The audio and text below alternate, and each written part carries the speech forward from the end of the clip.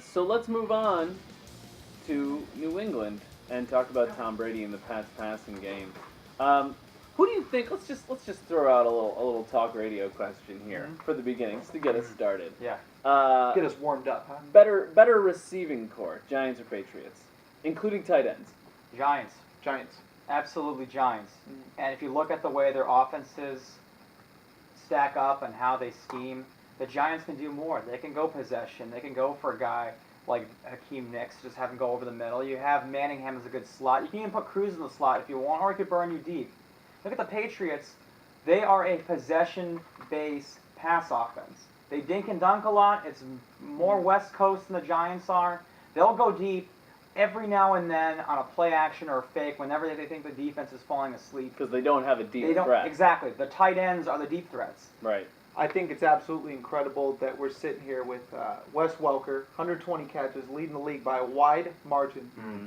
Rob Gronkowski, 18 touchdown receptions, 19 touchdowns on the year, greatest season ever by a tight end, and both of us, unequivocally, without hesitation, say the New York Giants are the better receiving corps. And they do. Exactly. They just, Hakeem Nicks and Victor Cruz can catch the short pass and can beat you deep. Mm-hmm. They're versatile in those ways.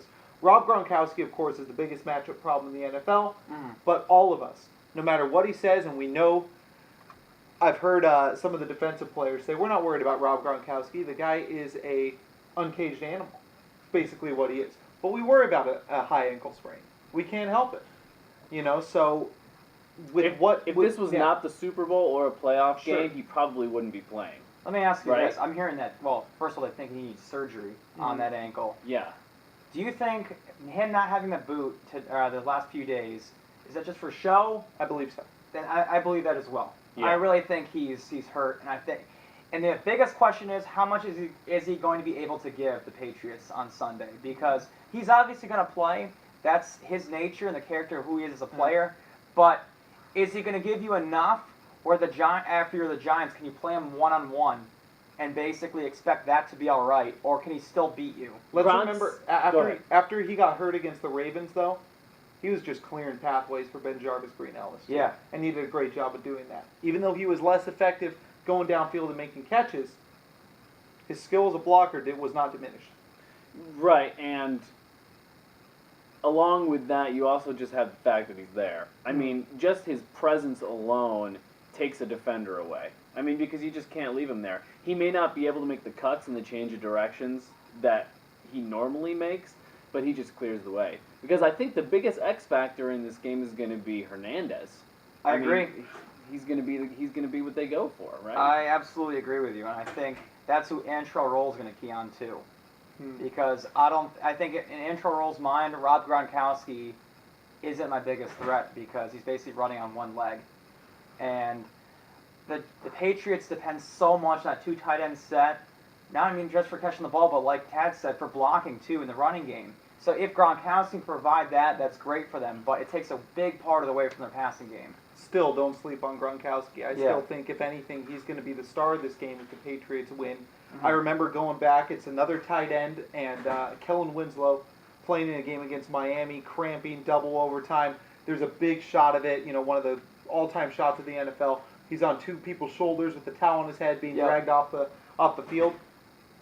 These guys, it's the Super Bowl. Gronk's a gamer. Let's not take that away from him. Sure. I'm just saying a high ankle sprain is a high ankle sprain. We saw what happened to Big Ben in the playoffs and how limited he was. Yeah. I mean, for a guy who's actually seeking out contact, or is a blocker and possibly as a receiver the way Gronkowski does, you'd think it might hurt him more. Right, and remember, a lot of the things that we like about Gronkowski happen after he catches the ball. Yeah, so he needs both feet to do that. Exactly. He's the biggest matchup. And by that I mean breaking Oh tackles. yeah, without a doubt. Yeah. Yeah. But just having them there and knowing that you can't sleep on Gronkowski commits a defender. So do you guys think Ocho Cinco's going to be a factor at all? Because with Gronk out, somebody has to step up. I think someone that And none if of us anybody's think is is going to be a factor. And It could be a guy like Matthew Slater or some I can't even. How about Taquan Underwood? Yeah. Or Rutgers star. Yeah. Edelman. How about Ridley? Stephen Ridley might be back. Ridley. Shane Vereen. Because that's how Belichick rolls. Hey, how about this name? Guy who's been, I think, all 5 with the Patriots. Kevin Falk. Right? Mm-hmm. You know, it wouldn't put it past me if Kevin Falk scores a touchdown in this game. Yeah, because they're gonna have to look elsewhere. I mean, Hernandez has been getting so many looks lately. Mhm. It's only going to be more now. Now, do you think they're gonna use him out of the backfield? They could. In this game, I don't think so. Because of how limited Gronk might be as a pass catcher, they're going to want to have as many suitable guys going out there. Plus, Ridley cleared to play. I know he was hurt going into this game. How many running backs do they have on this team? Let me count them. You got Ben Jarvis, Green Ellis. You got Woodhead. You got Ridley. You got Shane Vereen, Kevin Falk. Mm-hmm. I don't see any reason why you need to put Aaron Hernandez back there. He was successful, 8 carries, 70 yards when he did play running back. Yeah. And that was good, but I think you really need him to either stretch the defense or just threaten you. He's the one guy that can. Yeah. And I know Deion Branch had a solid season for New England, but he's a possession guy. Yeah. He is who he is. Yeah. So, I mean, Ocho Cinco's had, obviously, his worst season in the NFL. I'm still not sure if he can do enough to at least be the game changer that we might ask him to be. If he did, it would come out of nowhere and it would be a coaching decision. Yeah. We're going to surprise you with Ocho Cinco. Someone's coming out of nowhere. Yeah. Like David Tyree did. Right. It happens every time. Yeah. Someone comes out of nowhere. Yeah, absolutely. This is a very high-powered offense. I think that goes without saying. You see how many points they hung up on a good Denver defense a couple weeks ago. Not as well last week, but if you were going to give me one, let's take Gronkowski out of it just for this one moment. If you were going to give me one weakness for the Patriots passing game, what would it be? They can't stretch the field. Yeah. They can't. And for the Giants, who have been Yeah, banged and up in the secondary all year, and their biggest problem was getting beat deep, I don't think it's going to be a problem on Sunday. Unless it's Aaron Hernandez or somehow Gronk pulls a Willis Reed and pulls a miracle. I just don't see it happening. I think they're going to creep up on the line and play the possession game. And I think Wes Welker has a good chance he'll be met one-on-one with Corey Webster for most of the game. Or he could get safety help from Kenny Phillips, but I could see Webster really doing a good job on Wes Welker. Easily, it's not being able to take the lid off the defense, like you said. But it just strikes me that you think of Bill Belichick and you think of doing we're not going to come out and try to do what we do best. We're going to try to do what we think you do the worst. Mm-hmm. Yeah. You know, so who knows? They might send some guys deep that you wouldn't normally think deep. Maybe Taquan Underwood can run, you know, and they I might saw try him do to it at take- Rutgers, so I'm sure he can do it in the NFL. and they might try to take the top off with him, and you know, you never know. I think they run the ball a lot in this game. Yeah. You know, and we talk about how They were pretty successful last weekend. Yeah, how But they- Jarvis Green Ellis had a great game. 4.5 yards a carry for Ben Jarvis on 13 Mhm. carries against the Ravens. So that's He's never fumbled the ball in his career either, so you know he's at least Oh, I a forgot solid. about that stat. Yeah. He's a solid back. Stat. He Yeah. owns the NFL record for the longest stretch to start a career without fumbling a ball. The law firm, but we rarely think about it. Yeah. You know, Well, because if you're going against a team that has Justin Tuck and OC and All these Jason pass rushers. Pierre-Paul, how many times? Just like San Francisco, I know the Patriots throw so much better than they run, and they throw better than almost anyone in the NFL. Mhm. But you want to subject yourself to these guys rushing you, yeah, or would you rather kind of, you know, because how good are the Giants at stopping the run? Mhm. Mediocre. mediocre.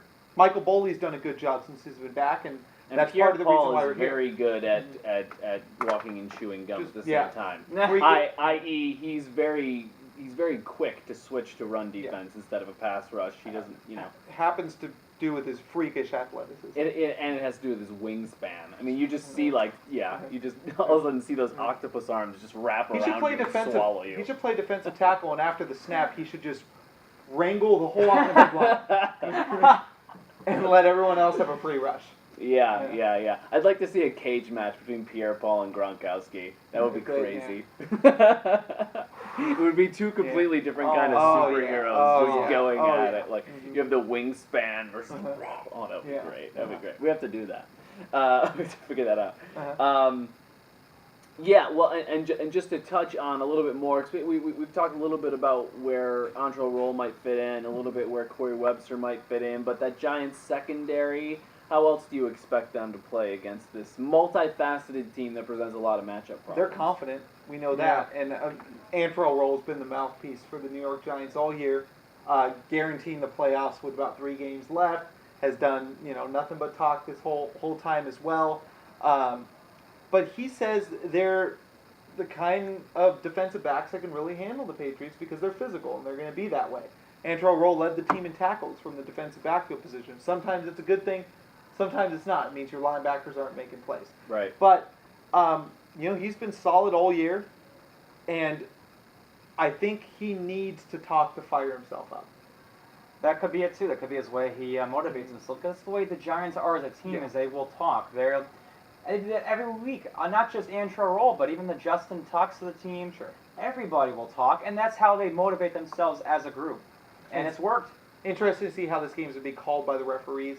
Because the Giants are going to come out, they're going to put their hands on receivers early on. They're going to be physical with them, and they'll see what they can get away with. I hope they let them play, though. I just don't want to see a game where you get, obviously my own selfish agenda here, but I don't want to see a game full of penalties because, guy was about 4 yards past the line of scrimmage or maybe 5 borderline, that's legal contact. We don't really need to see that on America's biggest event.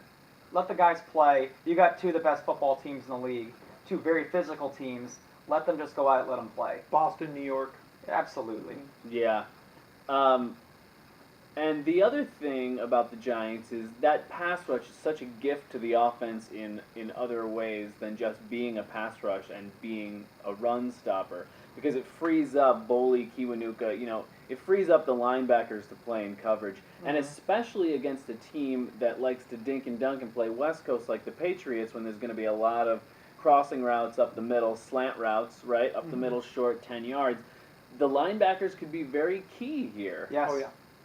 And I think the biggest thing is whoever's going to win this game is going to be winning on first down.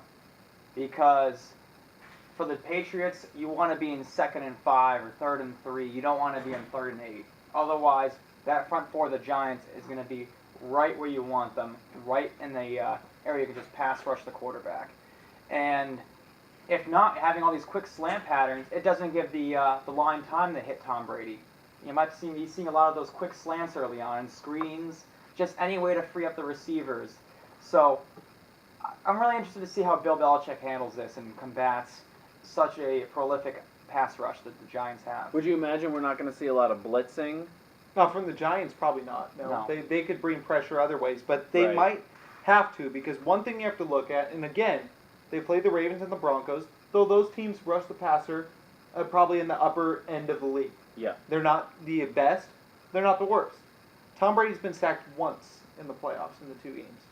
So, you got this offensive line that has done so well against this defensive line that best in the NFL. So it'll be interesting to see how that matches up and how they're going to protect Tom Brady. Because those defensive ends, they're just saying, Tom's not as good when we rattle him. Tom's not this. Tom's not that. I think Tom's here. Tom's hearing that? Mm.